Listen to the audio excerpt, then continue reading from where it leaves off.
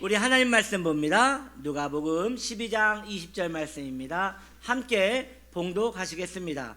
하나님은 이르시되 어리석은 자여 오늘 밤에 내 영혼을 도로 찾으리니 그러면 내 준비한 것이 누구의 것이 되겠느냐 하셨으니. 아멘. 오늘부터 새로운 시리즈가 시작됩니다. 인간으로 살아가다, 인간으로 살아가다. 이 첫 번째 시리즈입니다. 오늘 말씀의 제목입니다. 따라해 주시기 바랍니다. 나는 어디로 가고 있습니까? 이번 시리즈 주제는 인간으로 살아가다입니다. 인간은 무엇이며 인간으로 산다는 것은 무엇을 의미하는지 성경적 입장에서 조명해 보므로 은혜의 시간을 가져보려 합니다. 오늘 본문의 말씀은 예수님께서 말씀하시는 비유의 내용입니다. 한 고을에 그 마을에 가장 큰 부자가 한 명 살고 있었습니다. 돈 번 사람이 더 많이 번다고 그 부자에게는 계속 물질이 모여드는 겁니다. 농사를 짓는데 작년보다 올해가 더 잘 돼요. 이제 창고에 담을 길이 없습니다. 너무나 창고가 좁게만 느껴집니다. 그래서 이 부자는 한 가지 좋은 생각을 가졌습니다. 나에게 재산이 많은 것이 문제가 아니라 창고가 작은 것이 문제다. 그래서 이 창고를 허물어 버리고 더 큰 창고를 지어야겠다라고 하였습니다. 그의 계획대로 어마어마한 큰 공사가 시작되었습니다. 큰 창고를 지었어요. 넉넉하게 지어놔서 이제 자신의 그 많은 재물을 차곡차곡 쌓았는데도 오히려 자리가 남을 수 있는 그런 큰 창고를 지었습니다. 그리고 이제 큰 문을 만들어 거기에 문을 닫고 시건장치를 튼튼히 하였습니다. 몇 개로 금고같이 튼튼히 하였습니다. 이제 마음에 안심이 되었어요. 그 부자는 자신의 마음에 자신의 영혼에게 이제 이렇게 타이릅니다. 내 영혼아, 평생 쓰고도 남을 물질을 이제 모았으니 매일매일 잔치를 벌여도 죽을 때까지 쓸 수 없겠구나. 이제 안식하고 평안히 너의 노후를 즐기려무나 라고 하면서 자신의 영혼을 축복하였습니다. 그때 하늘에서는 그 부자가 듣지 못하는 하나님의 음성이 그때 들려옵니다. 하나님께서 말씀하시기를 이 사람아, 오늘 저녁에 너의 생명을 내가 거두어 갈 것인데 그 많은 재산은 누구의 것이 되겠느냐 라고 하시며 이 비유는 맞춰지게 되는 것입니다. 하버드를 졸업하고 나이 46세에 제퍼스 쇼핑몰의 회장 토니 셰이는 본인이 소유한 재산이 46세 되던 때에 1조 3천억입니다. 순수 이익이 그렇다는 것입니다. 이 사람은 돈을 벌기 시작하면서 더 많이 벌게 되는 거예요. 나중에는 아마존이라는 큰 회사를 매각까지 해버립니다. 어마어마한 돈을 가지고 이제는 못 살 것이 없는 사람이 돼버렸어요. 그런데 덜컥 겁이 나는 거예요. 도둑이 들면 어떻게 하지? 그래서 이 토니 셰이는 자신의 회사를 엄청난 재정을 들여서 철벽 방어를 했습니다. 아무도 밖에서 본인의 허락 없이는 들어올 수 없도록 방화벽을 크게 쌓았습니다. 그런데 너무나 이상한 일이 일어났어요. 안에서 화재가 난 거예요. 밖에서 구하러 가야 하는데 그 방화벽이 너무 두꺼워서 구출을 할 수 없는 거예요. 그 46세 되던 때 이 큰 부자는 이 건물 안에서 그 건물 안에서 생을 마감합니다. 이 얼마나 어리석은 일입니까? 여러분이 잘 아는 애플 스티븐 잡스, 이 사람이 정말 일 중독자거든요. 정말 일을 많이 벌려놓고 그 일 속에만 살았던 사람이거든요. 가족들한테 미안했나 봐요. 그래서 자신의 계획을 삼았어요. 빨리 은퇴를 해서 지금까지 가족들에게 베풀지 못했던 사랑을 한껏 베풀어야겠다라고 생각을 하고 자신의 은퇴 나이를 계산하여 요트를 만들기 시작했습니다. 요트를 본인이 직접 설계를 해서 아주 엄청난 고가의 요트를 만들었어요. 그 요트에 27인치 아이맥 7대를 설치하여서 버튼 하나만 누르면 모든 조작이 가능하게 초호화 요트를 만들었습니다. 그리고 그 요트의 이름을 비너스라고 지었어요. 한 해 한 해 요트가 완성돼 가면서 꿈을 꾸었지요. 이제 가족들과 지인들과 이 배에 타서 세계 일주를 해야겠구나. 그리고 그가 50세가 되던 해에 드디어 그 요트가 완공되었습니다. 그때 스티븐 잡스에게 췌장암이라는 게 찾아옵니다. 그리고 그 요트 완공을 끝내 보지 못하고 그 해에 죽습니다. 스티븐 잡스가 죽을 때에 했던 말이 있어요. 그의 어록에 보면 이런 말이 나옵니다. 죽음이 이렇게 빨리 찾아올 줄 몰랐다. 너무 갑작스럽다. 알고 보니 인생이 이렇게 단순하거늘 라고 하면서 그의 생을 마감했다고 합니다. 인생의 이러한 허무함은 큰 부자들 뿐만 아니라 우리와 같은 범인들에게도 자주 찾아오는 것이에요. 한 남성이 가정과 자신을 위하여 열심히 살아갑니다. 아침에 일찍 일어나서 늦게 잠이 듭니다. 여러분은 출근 지하철을 타보신 적이 있습니까? 사람들이 너무 많아서 몸이 뜹니다. 여러분들은 퇴근 지하철을 타보신 적이 있습니까? 저녁 10시가 넘어 지하철을 타면 직장인들이 파김치가 되어 고개를 들 힘도 없어서 고개를 휴대폰에 파묻고 이렇게 힘없이 집으로 돌아갑니다. 그리고 그 다음 날은 다시 또 그 지하철을 타야 하는 것입니다. 이렇게 힘겹게 살아가는 직장인들에게 과로사가 다반사입니다. 과로사가 언제 많이 찾아오느냐 조사를 해봤더니 진급 케이스가 되었을 때 과로사가 가장 많이 찾아온답니다. 그리고 진급한 그 해에 성과를 내기 위하여 과로사가 찾아온다고 합니다. 그때부터 그 직장인은 퇴근이 없습니다. 회사에서 잠을 잡니다. 회사에서 먹습니다. 먹는 것도 제대로 먹지 않고 인스턴트 음식으로 빠르게 대충 먹고 일을 챙겨서 또 일을 납니다. 바이어를 만나고 또 회사에 들어와서 일을 납니다. 잠을 회사에서 자고 눈을 뜹니다. 어느 날 보이지 않는 거예요. 집을 전화했더니 집에도 없어요. 집에 안 들어온 지 꽤 됐대요. 찾아보니 화장실에 가슴에 손을 얹고 쓰러져 죽어 있는 것입니다. 이게 바로 과로사입니다. 이러한 일들이 지금도 우리 주위에는 적지 않게 일어나고 있는 것입니다. 도대체 무엇을 위하여 그렇게 열심히 산 것입니까? 왜 열심히 자신의 생명을 깎아내면서 살아낸 것입니까? 인간에게는 누구나 죽음이 찾아옵니다. 그러나 피할 수 없는 것이 바로 이 죽음이라는 것입니다. 이제 이 죽음을 기다리고 있는 우리 자신에게 여러분은 진지하게 물어봐야 할 것입니다. 나는 지금 어디로 가고 있는가? 나는 지금 왜 살아있는 것인가? 자신에 대하여 질문을 하시기 바랍니다. 이 자리에 계신 성도님들은 경건하게 그렇게 고백할 수 있을지 모르겠습니다. 저는 지금 천국에 가고 있는 중입니다 라고 고백할 수 있을 것 같습니다. 너무나 은혜로운 말이지만 정말 내가 천국길에 올라섰는지 아버지 품으로 지금 달려가고 있는지 그것은 한번 생각해 봐야 할 일인 것이에요. 예를 하나 들어봅시다.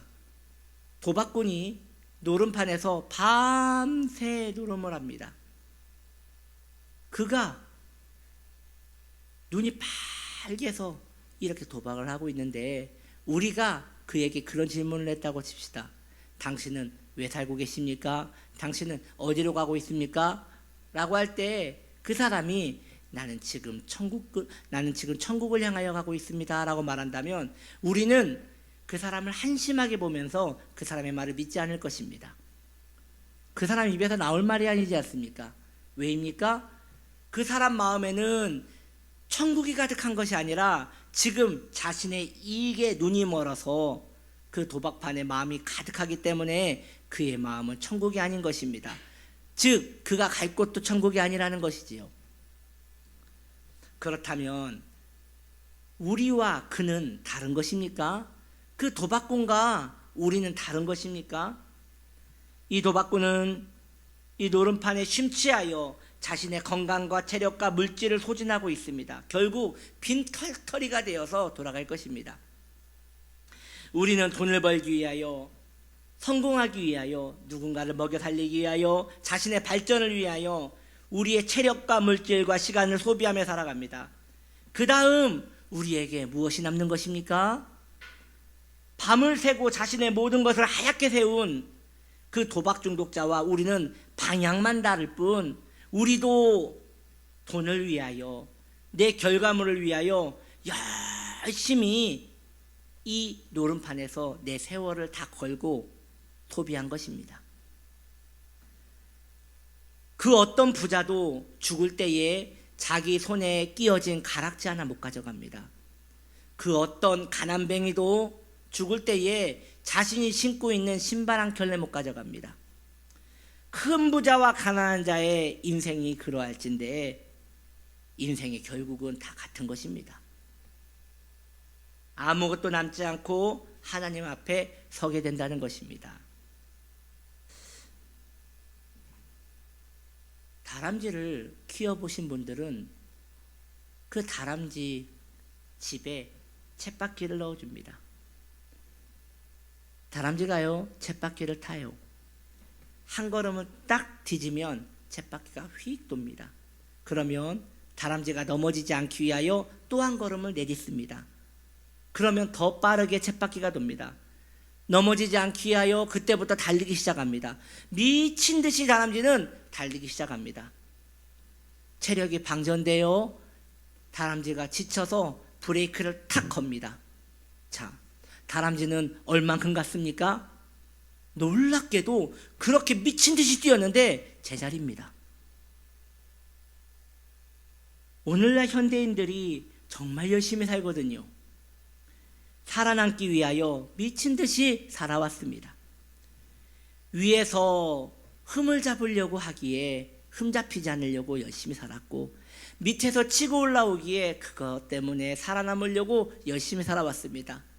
그렇다면 직장만 그렇습니까?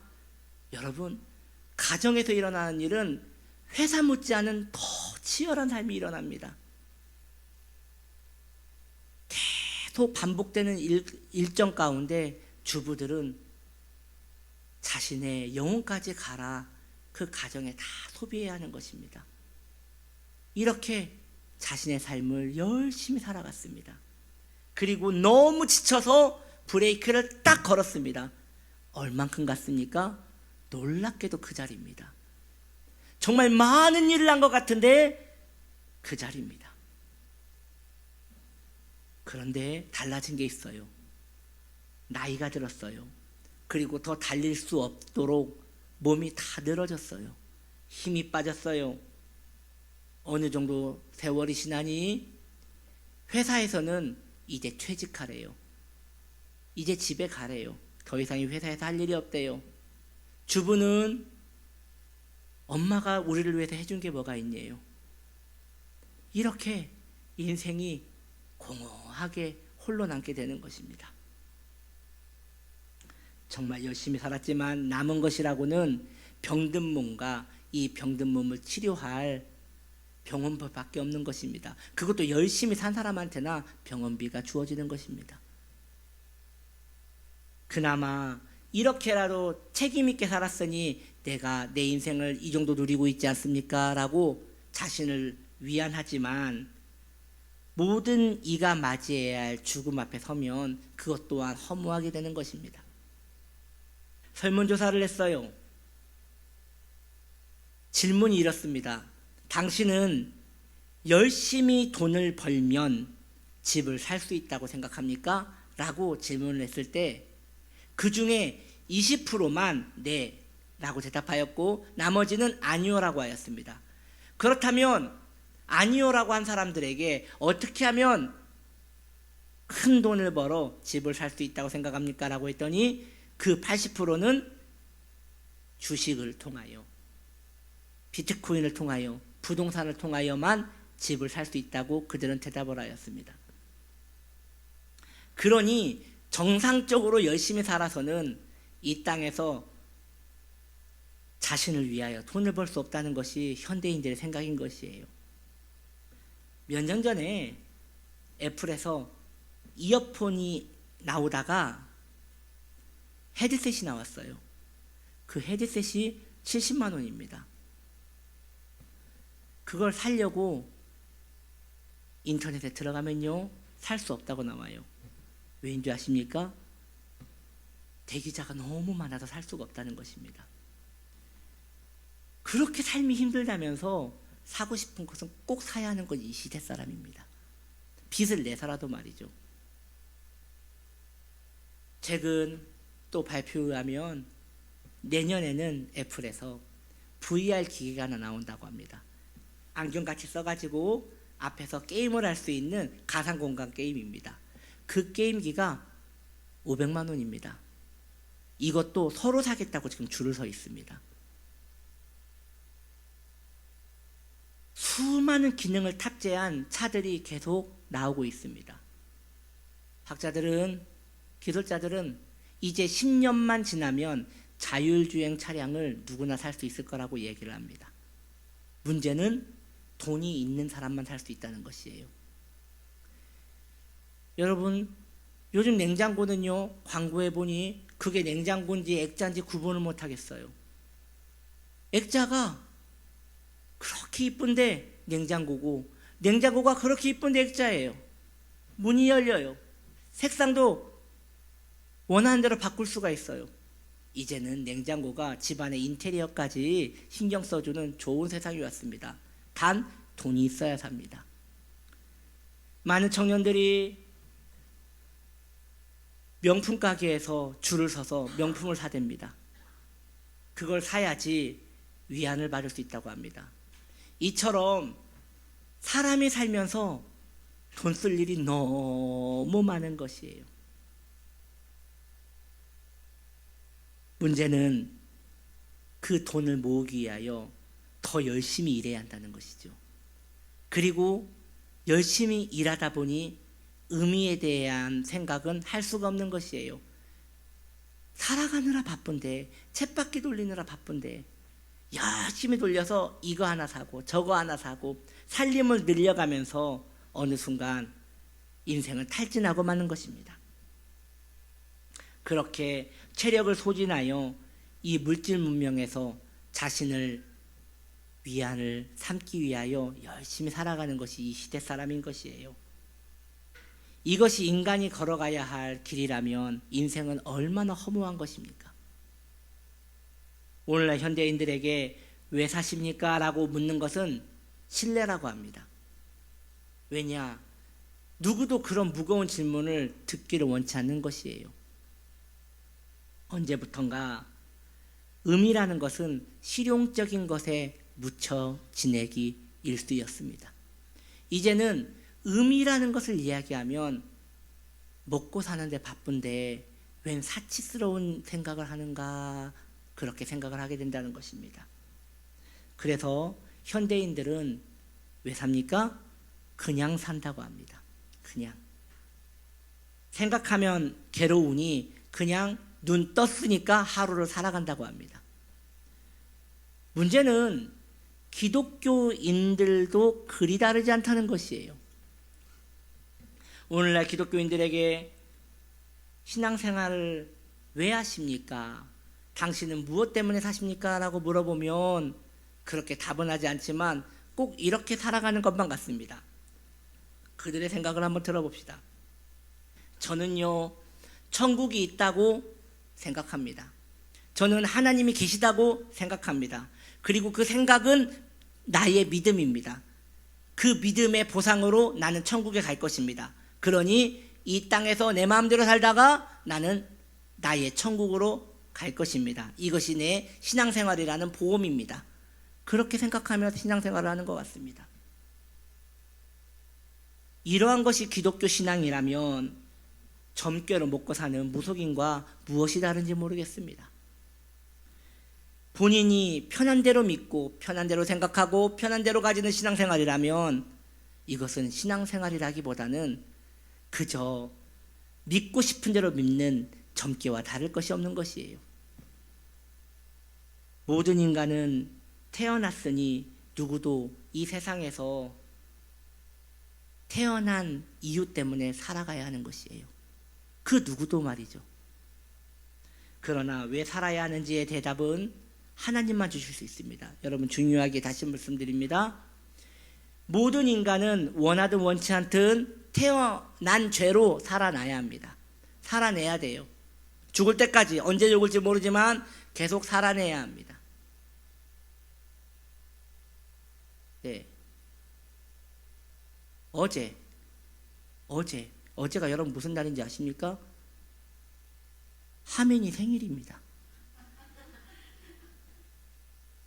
태어났어요, 우리 하민이가.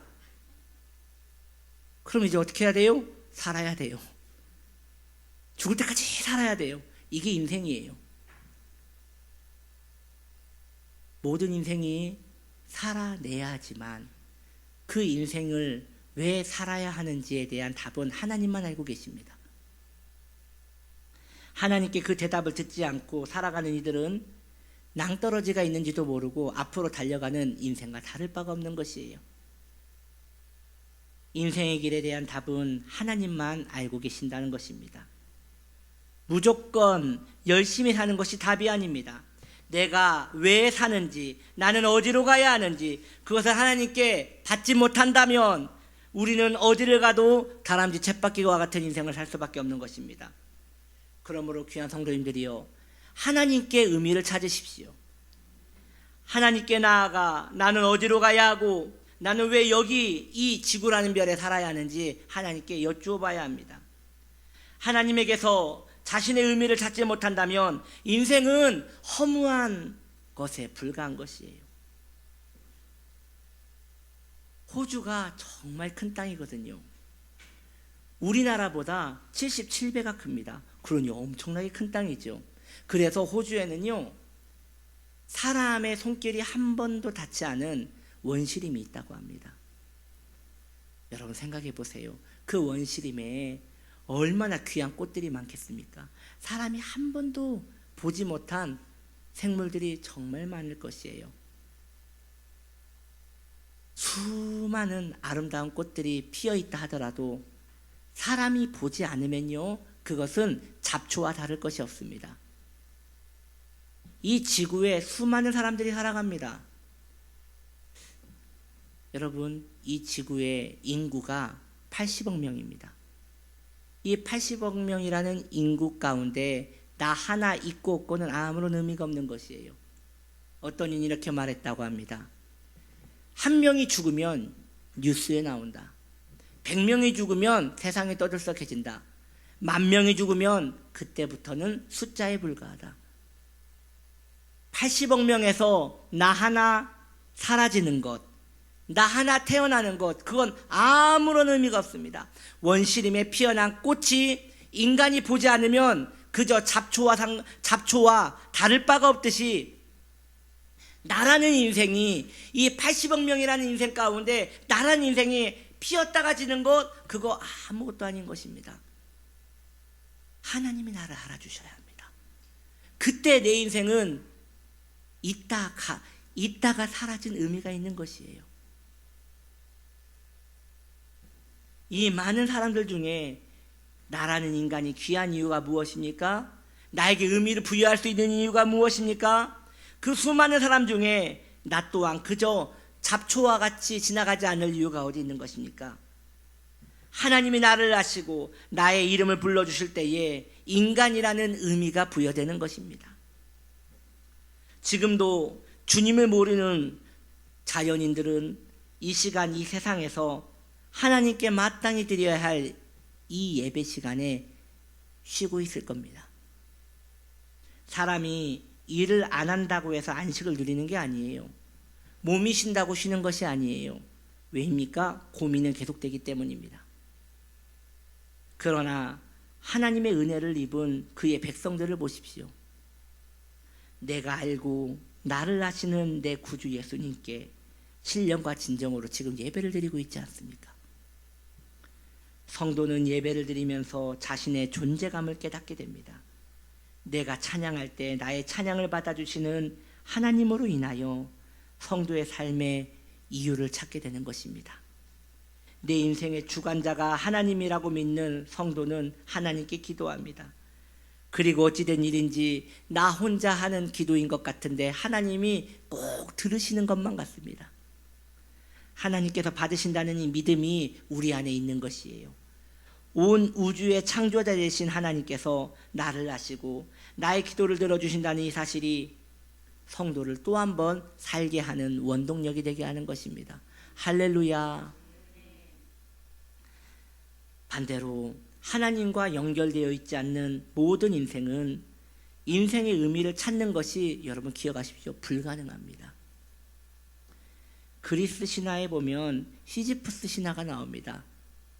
시지프스는 천재였어요. 너무나 영리한 사람이었어요. 그래서 신이 시기를 냈대요. 신이 시지프스에게 형벌을 내렸어요. 집채만한 바위를 산으로 올리는 것이에요. 그게 형벌이에요. 그걸로 끝이 아니에요. 끝까지 올리면 산 꼭대기에 오르게 되고 그 산은 볼펜신같이 동그란 산이에요. 그래서 큰 바위가 거기에 멈춰서지 못하고 다시 밑으로 또르륵 내려가는 것이에요.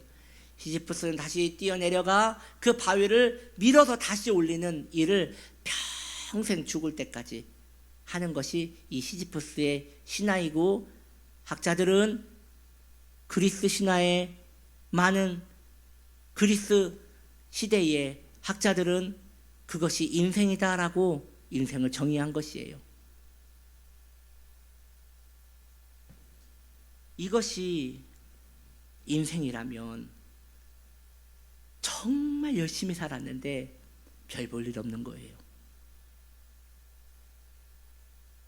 열심히 살아서 큰 성과를 산 위에 올렸으나 그때 쾌감을 잠깐 느끼는 것이에요. 내가 이 일을 해냈다. 그리고 모든 것을 금세 잃어버려요. 그러면 어떻게 해요? 인생은 다 그런 것이니 뭐 어쩔 수 없지 하고 넘어가 버리는 것이 이 시대의 인생에 대한 정의인 것입니다. 이러한 반복 속에서 인생은 의미를 잃어버리지 않겠습니까? 의미를 어떻게 찾을 수 있겠습니까? 하나님을 믿는 자는 믿는 순간 그 자신의 의미를 찾을 수 있습니다. 왜냐하면 인생의 의미란 인생을 창조하신 하나님 안에서만 찾을 수 있기 때문입니다. 그러하기에 성도에게는 인생이 아무리 허무해 보여도 문제가 되지 않아요. 내 허무한 인생보다 더 큰 의미가 되시는 하나님이 나를 알고 계시기 때문입니다. 내 이름을 불러주시기 때문입니다. 그렇게 인간이 하나님 안에 거할 때 인간은 드디어 어디로 가야 할지 그 걸음에 힘을 얻게 되는 것입니다. 사랑하는 성도님들이요, 여러분은 지금 어디로 가고 계십니까? 그것을 알지 못한다면 그건 재앙입니다. 배에 연료가 가득하도 배가 크고 힘이 좋아도 갈 바를 모른다면 그 배는 어느 순간 침몰을 당할 것입니다. 그러나 작은 돛담배일지라도 갈 길이 명확하다면 그는 어떻게 살아도 그곳을 가려고 할 것입니다. 우리가 가야 할 곳은 하나님 안에 있는 나의 의미인 것입니다. 그렇게 그렇게 하나님 안에서 자신을 읽어내려가는 복된 주의 백성 되시기를 예수님의 이름으로 축복합니다.